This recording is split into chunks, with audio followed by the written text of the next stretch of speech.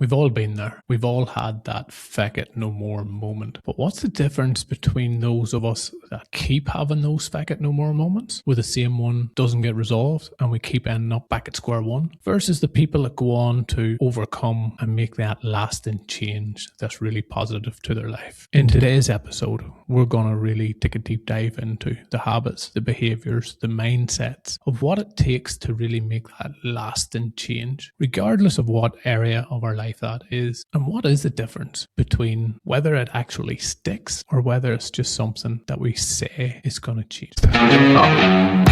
Failure is like everything else in life, it's just between never fail. I need to know to get to where I want to go. In this episode, our goal is to provide you with actual tools, techniques that you can use to stop having the same feck it no more moment. It's fine to have lots of different feck it no more moments, but if you're having the same one over and over again, that's a problem. You want to stop, you want to reassess, and you want to change the mindset and the behavior to give you a different outcome. And that's our goal for within this episode today. Before we get into today's episode, I really just want to take a moment, as always, to really thank you for clicking on the link and joining us today. You're not just here to hear how to overcome that feck it no more moment and to make it stick. You're also contributing to our community, where we provide zero cost transformation for our community so that we can get from where we currently are to a better place. And that's the key whenever we're going through this episode. You're a vital part of that. If you're listening to this, you're already helping support the community. If you want to go a little bit further, making sure that you're one of the people that hit that follow button. Currently only about 10% are actually following the channel, and it helps tell Spotify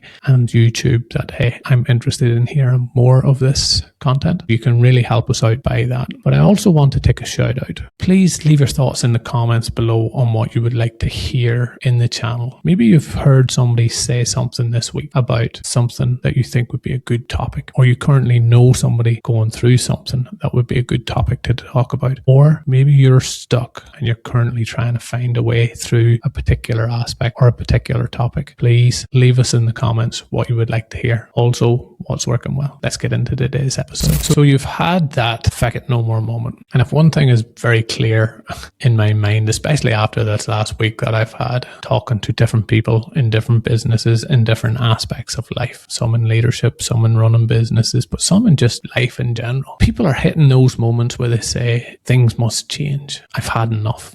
This can't continue. Yet they're also highlighting that this has happened before, and it just seems like nothing's changing. Whether that's them personally or whether it's in an environment in more of a work setting. But I really want to focus on the personal aspect of things, because that's what this podcast is about. If you've had that feck it no more moment and things haven't quite worked out the way after it as you would have hoped, or you've found yourself having the same version of that feck it no more moment a few weeks later, then the follow through is where it's fallen down, because it happens. We have that moment. We've had enough. The pain of going through it again now becomes more important than anything else. And we're like, I'm not doing this again. I'm going to change this aspect of my life. And for the first few days, we're motivated and we have it in our minds. That motivation's high. We're going to do this. We're going to commit. What do I need to know? What do I need to do? And you're going through that initial process. And you might even get some traction for a few days. And then usually what happens is something happens that we kind of start losing momentum.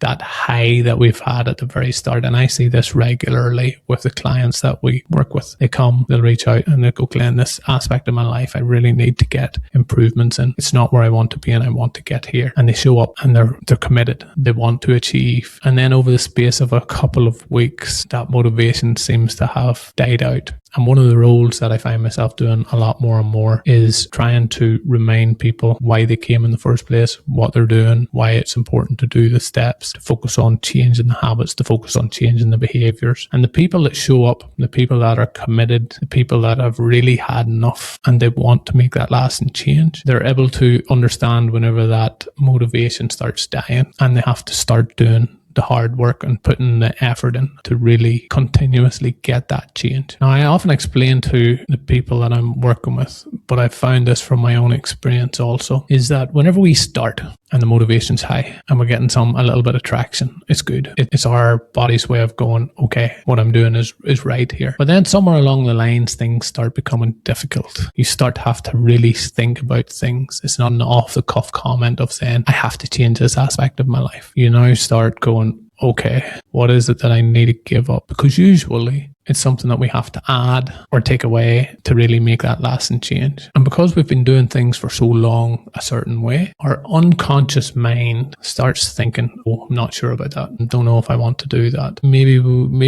it's not that bad. Maybe we should do it. Because human nature is to do things the easiest possible way. What's the easiest possible way for most of us? It's the way that we have always done it. It's the way that we know. That's the path of least resistance. So we have to be really conscious about, okay, this is the aspect of my life that I want to change. And then identifying why. For me, you've maybe heard me say this before, but identifying the why is the most important aspect. Because if I don't know the why, chances are I'm not going to do anything about it. If I don't see the benefits in my mind of why I should become fitter, why I should put in the hard work to go and do the exercise, to eat the right things, to learn the new skills, habits, and behaviors that I need, if there's no benefit in that, I'm like everybody else, I ain't doing it. But if I know the why it's important to me, it gives me an extra few years with my family. It means that I'm in a better headspace day to day to achieve the things that I want to achieve. If I have related the why to the outcome, then I'm more invested in it. Now, I've just used fitness, as I said, as an example, but this principle applies to absolutely everything that you can think of. Any aspect of your life, where you currently are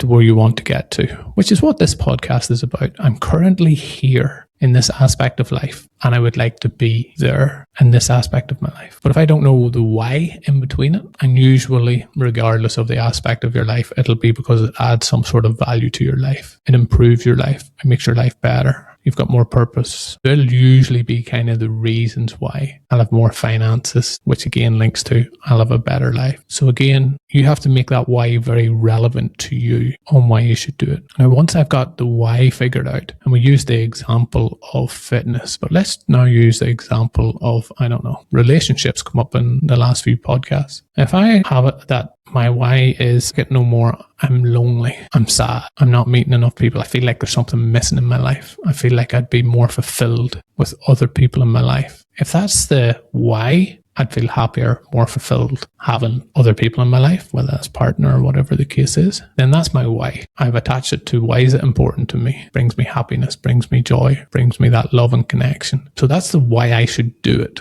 Now then the part that we need to figure out next is the how. What is it that is currently stopping me from achieving that relationship or that fitness, whatever the aspect of your life that it is? What is the reason that's stopping me achieving it? Why have I never achieved that before? So again, it's the why I should do it. And then it's the why have I not been able to do it to this point? Or why am I not able to do it consistently? So getting curious about why have I not been able to do that? Is it because I didn't think about it? Is it because I haven't put energy into it? Is it because I'm missing a few certain skills? Lack of confidence, lack of communication? Have I got relationship baggage from the past? But get curious about why have I not been able to achieve it to date? Never say that I won't be able to achieve it. Just say, why have I not been able to achieve it to date? Is it the way I'm thinking or is it the way I'm behaving? It usually comes down to two things. It might be a combination of both. Am I thinking a certain way that's stopping me from achieving this? Am I behaving a certain way that is stopping me from achieving it? Or is it a combination of both? Once you know that, along with what do I need to now implement or learn or develop to change them old habits, that old mindset, them old beliefs. What is it I need to do in that aspect to get to a better outcome? So we'll stick with the relationship example. If in my past, I have been very mistrusting of people, I've had bad experiences before, and I just don't trust easily, so I don't open up to people. I'm very closed off. If that's my challenge, then okay, the skill I need to overcome, or that I need to learn, or I need to develop is how do I become more trusting? So you've now started to connect the dots. The why it's important to me, happier, loving life. Why have I not been able to change it? Because of my past, the way I'm thinking. I have trust issues. My behavior is I haven't been very trusting with them. What do I need to learn? I need to learn to be more trusting. And this is sometimes where people really, really get stuck. They're like, okay, I know where I want to go. I know what I really have to work on, but I just can't do that. And for me, that's that kind of mindset aspect of things that we need to change. We need to change from I'm just not a trusting person, to reframing that to I'm becoming a more trusting person. Now, the thing about reframing, and you've maybe heard me speak about this in previous podcasts, is reframing doesn't mean going from I can't do that to I certainly can do that. And in small little things, that might work. But the key is that your subconscious mind has to be able to make the connection between the two. So if I go, okay, I'm really struggling with my finances, where I'm living day to day, to tomorrow I'm going to go to be a millionaire, my subconscious mind's going to go, no, you're not. Don't be stupid.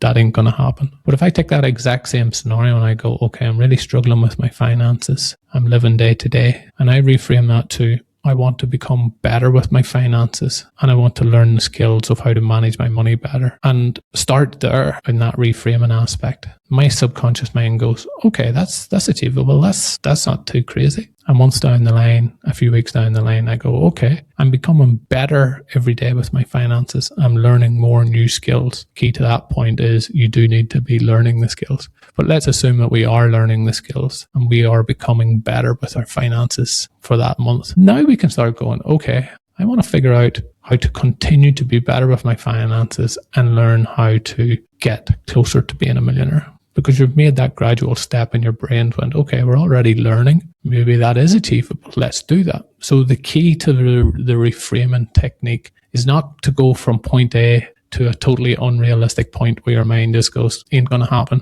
You'll never achieve that. It's to reframe it in such a positive way where you go, okay, that's achievable and that's doable. So just to cover that again, we go from why? Why is it important that I need to make this change in my life? Why is it important that it needs to stick? And for most people, it will be some sort of security, or it will be the joy that it will bring them, or the benefits that it brings them. So think along those lines. Then we need to look at get curious of why I haven't done this before, why I haven't been able to do it, what habits are stopping me, what behaviors are stopping me, what mindset is stopping me from achieving it. And then whenever we start to identify what that is, we start making them changes. That reframing is a really powerful technique in terms of the mental aspect of things. But now let's just assume it's a habit that we've had. Going back to one of our previous chats with the like of Enoch, who had a bad habit that is not adding value to his life that he wanted to change. We know that if you want to change a habit or a behavior that is negatively having an impact on your life, because usually why would you want to change a positive one? So negative habit,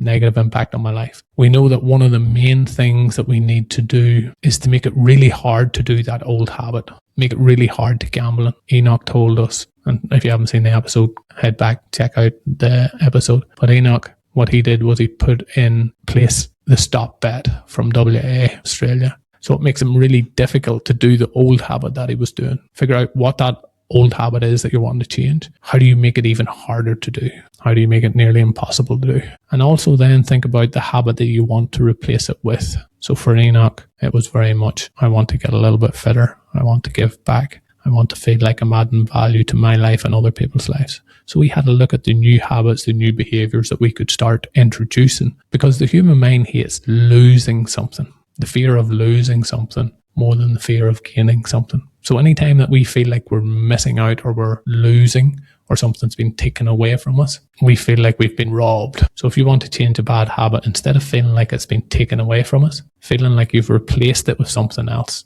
is a very good approach. For Enoch, we didn't focus on him giving up gambling. We focused on him replacing that habit with adding something else that adds more value to his life. And we were able to get that transformation. So you figured out the habit or the mindset that's been holding you back, and you've now replaced it with something more beneficial, something that's going to lead you to a better position in your life. What's the next most important step? Because some people would think, okay, I've made it. I figured out my why. I figured out the old habits, the old mindset that was keeping me back. And now I've introduced a new mindset and I've introduced the new habits to get me to a better place. And both of them things should also align with where you want to go. I should have added that because remember, we're stopping where we are and we're going to somewhere better. So both of the things that you introduce should take you closer to where that end point is an important step. But some people then think that's it, I've made it, and they just stop there.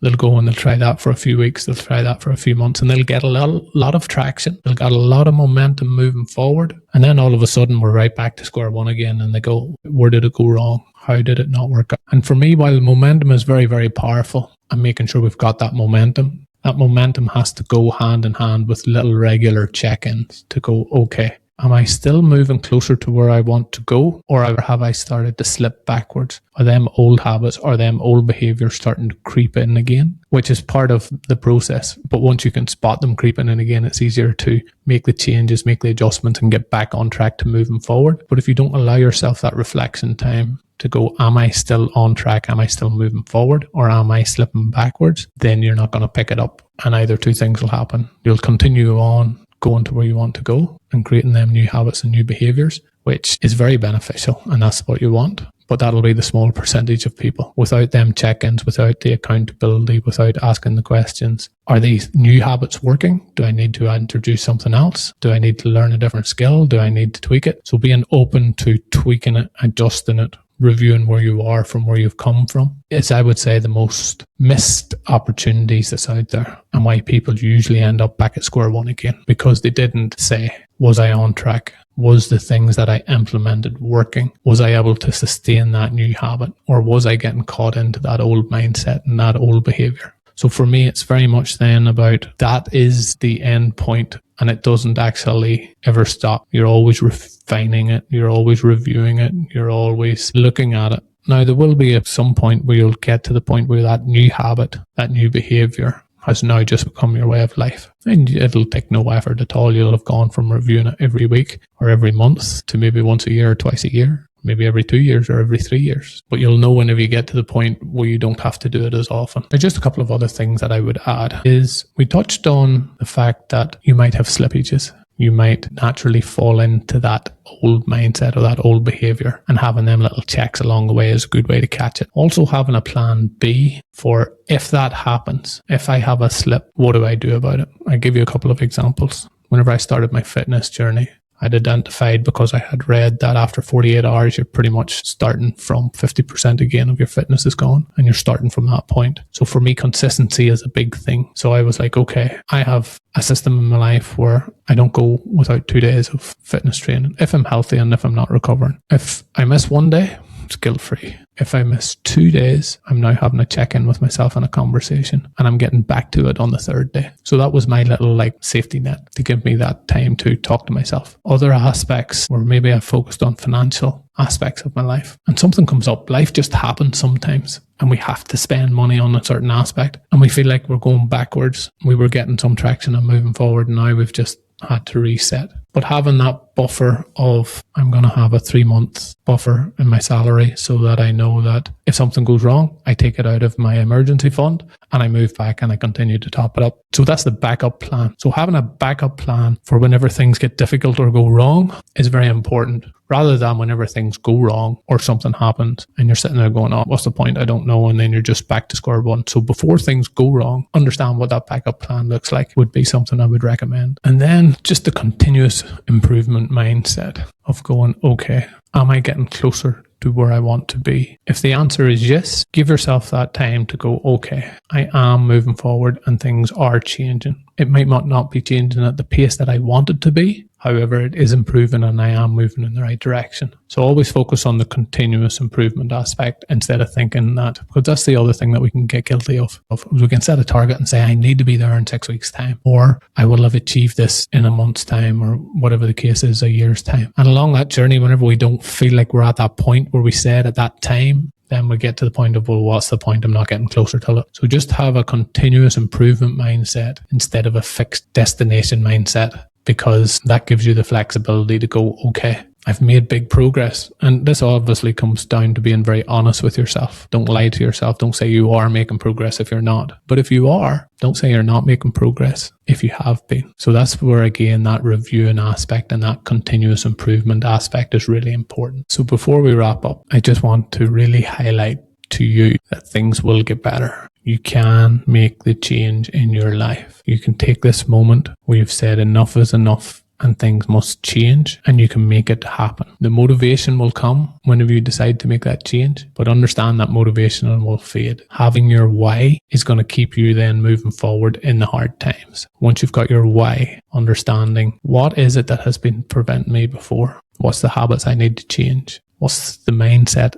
I need to change? Getting curious about the reasons you haven't before and implementing then new habits, new behaviors, new mindsets to really give you that opportunity to progress is the next step. And that'll be there whether motivation's high or motivation's low. But once you have that why, which could be your purpose and definitely is your purpose, once you have that why and your purpose connected, then the motivation, whether it's high or low, you keep moving forward. Once you have then them new habits and them new behaviors that you need to change, checking in along the way. How am I doing? Am I getting better at this? Is this something that's improving? And again, then going from there to continuous improvement.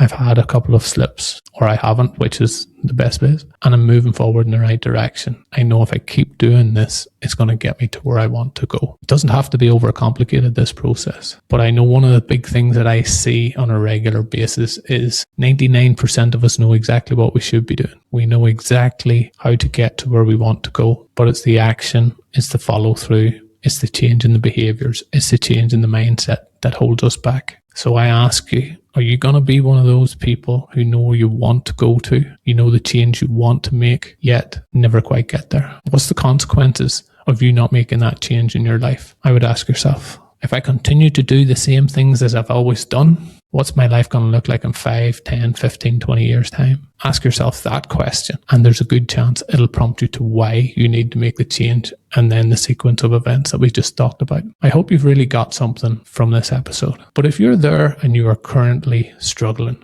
you're saying, Glenn, I hear you. I have tried this before. I know why I should make the change, but I don't know how to make it stick. Please reach out. That's why we exist. We're here to help people get from where they are to where they want to be. You can come onto the podcast. We can use it as a coaching session. We can talk about your specific area, your specific needs, your specific behaviors and mindset that might be holding you back. And we can help you get to a better place. You can do that anonymously or with your real name. So there's no excuse for you sitting there listening to this episode saying, I want to achieve that in my life, but I haven't. That excuse has been now removed. The excuse that I can't pay for the coaching, I can't give myself the opportunity to learn them new skills has been removed. If you're up for it, I'm up for it.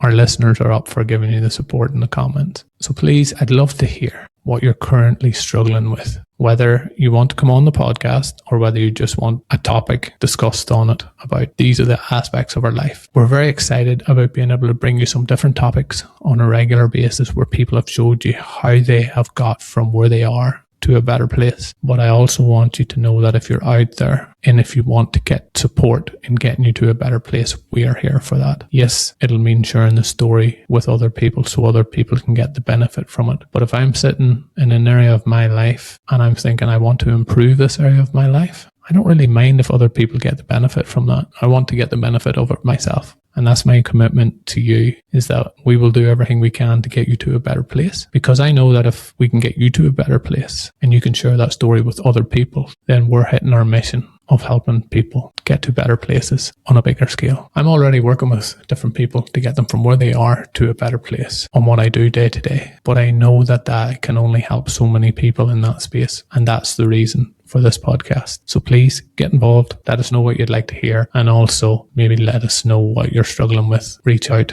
Leave us a message. How do you do that? What does the message look like? Feel free to leave us a voice message, send us an email, send us a private message. Feel free to send us a pigeon with a message attached to it. I don't care how the message gets to us. The main thing is that we get you the support that you are looking for. And as always, thanks for watching. And now for the legal stuff. I want to stress and I want to highlight that I'm not a mental health practitioner. I'm somebody that has went on their own personal development journey for the last 20 years. I have worked with executives for the last 10 years on managing teams and people. And for the last 5 years, I've been working on results coaching on a one-to-one basis with companies and leaders and people to get them from where they are to a better place. You are responsible for your own results. Thanks for watching and take care.